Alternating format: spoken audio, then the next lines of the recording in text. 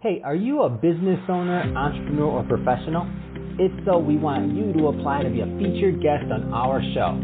My name is Adam Torres, and I host the Mission Matters series of podcasts. I've recorded over 3,000 episodes, and we are just getting started. How do you know if you'd be a good guest to be on the show? Well, only one way to find out, and that's to apply, but I'm going to let you in on a little secret. We want guests that have a story to tell, guests with a brand, a product, or a service that can benefit my audience of listeners. If this sounds like you, go to missionmatters.com and click on Be Our Guest to apply. I'd love to talk to you and get to know more about your story. Again, head on over to missionmatters.com and click on Be Our Guest to apply. All right, now let's get into the show. Hey, I'd like to welcome you to another episode of Mission Matters. My name is Adam Torres, and if you'd like to apply to be a guest on the show, just head on over to missionmatters.com and click on Be Our Guest to apply. All right, so today I have a very special guest on the line. His name is Ron Coury, and for those that have you been listening to the show for a while, you may remember the previous episode that I recorded with Ron. And today we're going to be talking about his book, Tenacity: A Vegas Businessman Survives Brooklyn, the Marines, Corruption, and Cancer to Achieve the American Dream. So, Ron, welcome back to the show. Hi, Adam. Thank you for having me back. Oh, man, Ron. So as soon as I saw this booked on the calendar, I'm like, oh, man, I get to talk to Ron again. I'm excited to get into his book and introduce him to some of my audience and the new audience that maybe haven't heard of the book yet. And so this will be fun. So first off, just to get the audience warmed up, tell me a little bit more about your background and kind of how you got on this journey to creating this book. Sure. Well, I was born in Brooklyn, New York. And at the age of 19, I enlisted in the Marine Corps. After a couple of years of active duty service, I had a last duty station in California, which introduced me to a small and relatively new town, Las Vegas. And back in 1973, when I got out of the Marine Corps, I moved here and became a casino dealer. After a couple of years of doing that, became a realtor, purchased a gaming tavern, and ended up parlaying that one business into nearly 20 other businesses of various areas of industry, and went into the limo business, printing, wholesale glass and mirror, automobile dealerships, and in 2015, sold what was left of my businesses and pretty much retired, thinking that I was at an age ready to retire. But then within less than a year, got bored with that and had to figure out what to do with the rest of my life. And one of my attorneys recommended telling a story that he thought the world would be interested in, which is not only the developing of many businesses, but one such business, a casino in an outlying city to Las Vegas. I encountered a corrupt city councilman and a corrupt police detective who were going into competing businesses I didn't know at the time and would stop at nothing to eliminate me as a competitor in their town. So they participated in a scheme to hit me with trumped-up criminal charges, keeping me so busy fighting off prosecutors, I couldn't focus on growing my casino license prior to a new state law being enacted that would limit future growth. And the book revolves around that encounter while telling the rest of the story that was my life, how I overcame those challenges, and how perseverance, determination, and ultimately a level of tenacity will help people succeed in a world full of unexpected challenges. What a great story, and when I remember hearing this, and it's one of the reasons why the book stuck with me is it reads almost like a movie, right? Like this is a plot to a movie. Oh, I actually have been contacted by 3 different movie makers, two in Hollywood, one in New York City, about taking my story after they've read it to the screen or made for TV or Netflix type movie. And we've continued a dialogue, but then, of course, the pandemic hit and New York City shut down for a year, and it sort of threw off all the exciting things that were coming. And we're just starting to get going again now that the world is turning back on. What are some of the things that you hope readers get out of this book? Like as they go through it, as they go through your story, of course, entertainment's one of them, which, by the way, you're just an entertaining guy. You've lived a heck of a life. You've been in some very interesting places, just even geographically, during different points of the country's history, I'll say. So I think there's just a lot there. But what are some of the things that you hope readers get from this?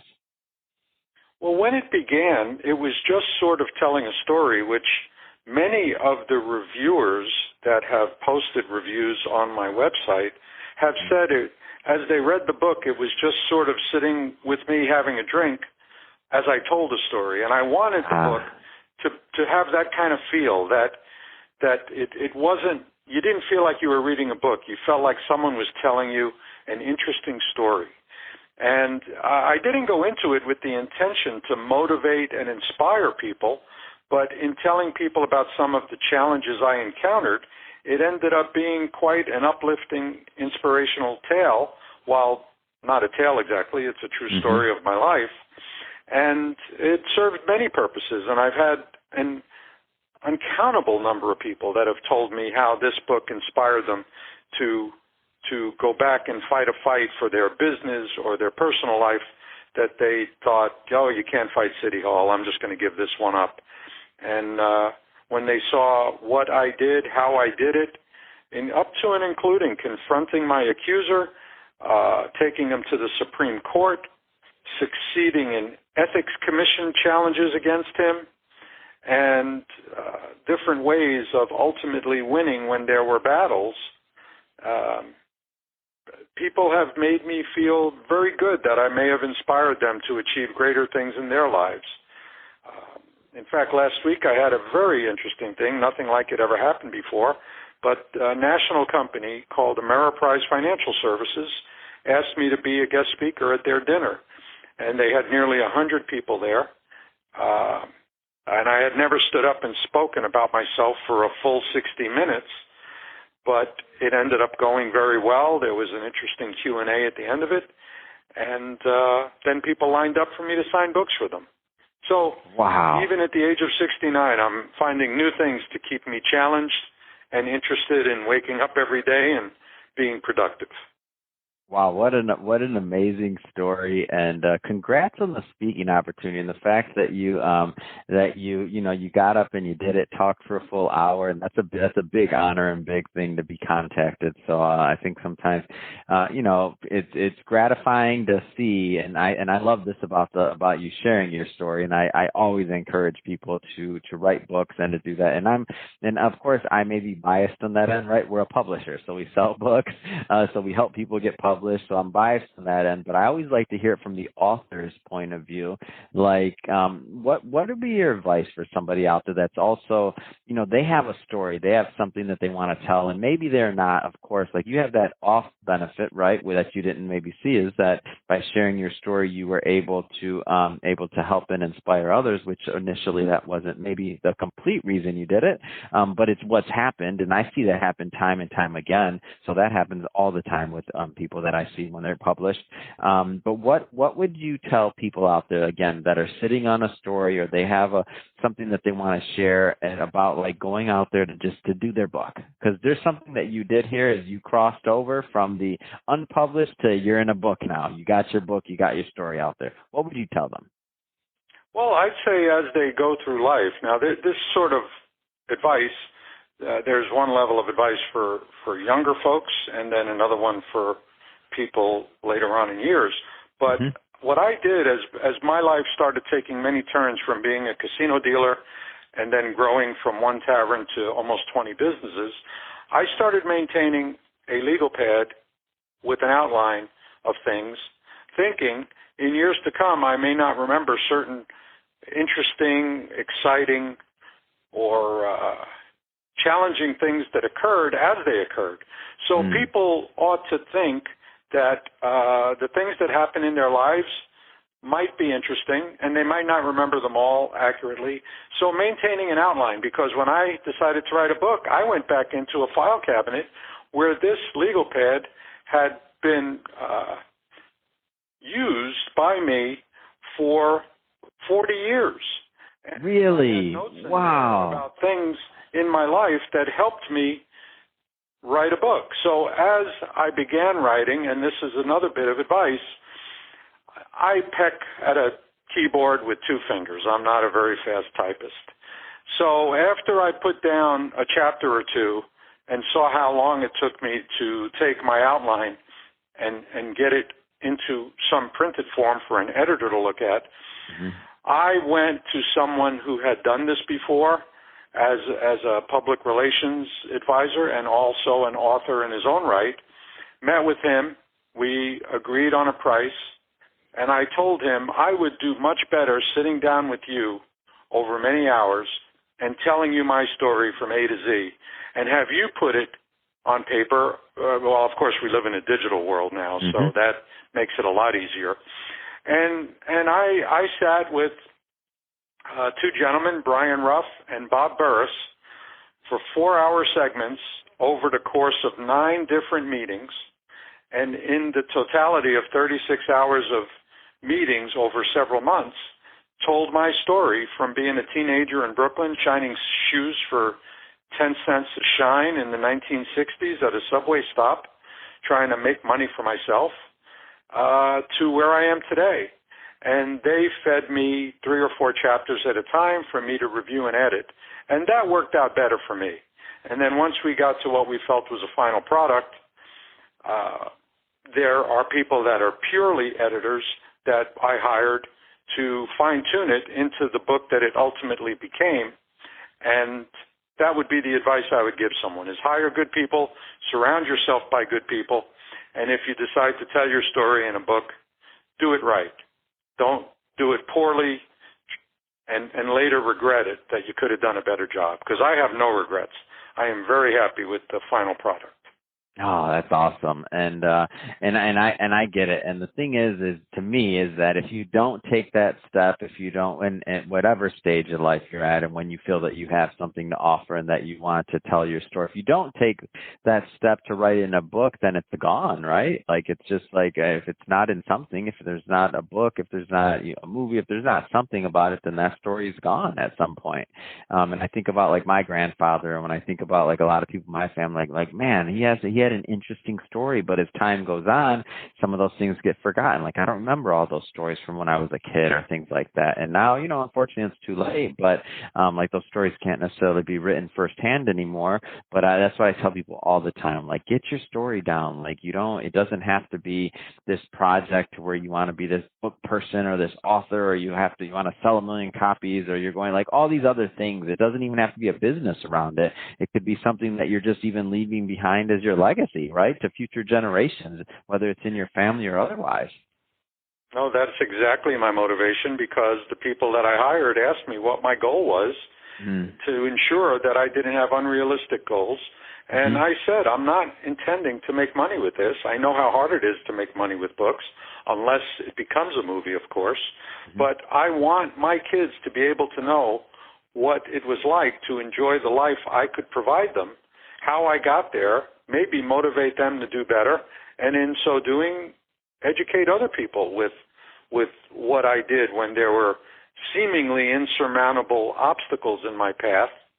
And whether it was the Marine Corps mentality or something in my DNA, never let failure be an option, and find a way to overcome the challenge you're faced with and come out the other side proud of your accomplishment. And in so doing, this book, Tenacity, is a piece of work I'm very proud of, with not only getting the story told for my kids to enjoy and appreciate, but for the world to enjoy. And a side thing that occurred was, after the book was finished, I did some research and found out that 25% of all books sold today are sold in audio form, which I didn't know.